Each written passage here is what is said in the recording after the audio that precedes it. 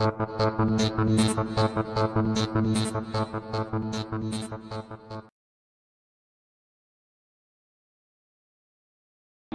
know, you had your own turnaround because you were becoming disaffected with the church and so forth.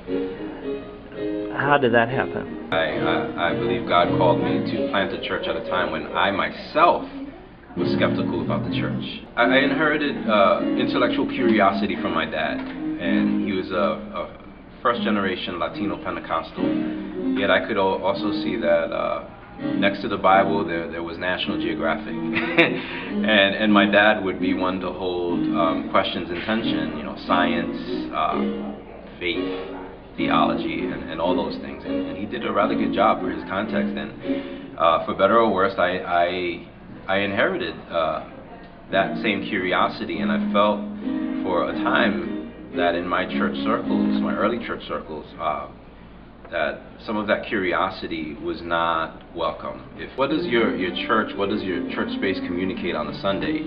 Does it communicate not only welcome to people who are traditional evangelicals, or does it also communicate to those who are questioning, have doubts, may not necessarily believe every single aspect of the Bible that some of us do, and they're wondering that if the church could still love them through that, walk with them through it, and not treat them as some sort of social pariah. That's me. I'm the Pharisee. I'm the evangelical. I'm the one that sometimes doesn't even realize that I'm looking from the inside out, and then that many of my brothers and sisters are looking at church, at faith, at Jesus from the outside in, and that really breaks my heart. The gospel is a beautiful story to be engaged, and I think for us, it's just allowing people to inhabit church and be a part of church in the midst of having questions, in the midst of having doubts,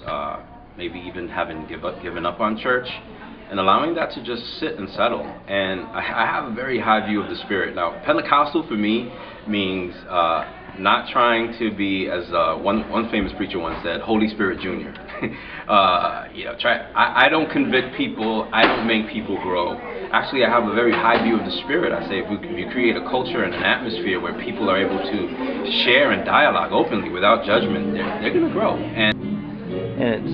So you're really saying there's a way back for the James Baldwins of the world. Is that right? Yeah, there's a way back for the James Baldwin, yes. And there's a way back for the burnt out Pentecostal who doesn't know how to experience God in the silence.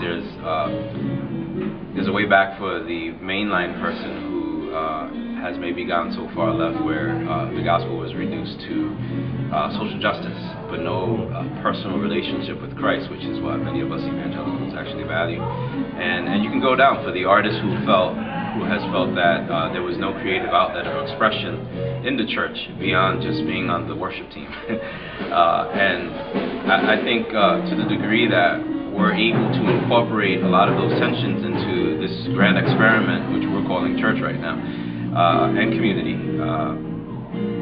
the Spirit is the one, the unifying Spirit, as the Bible talks about, is the one that just really melds the ingredients together.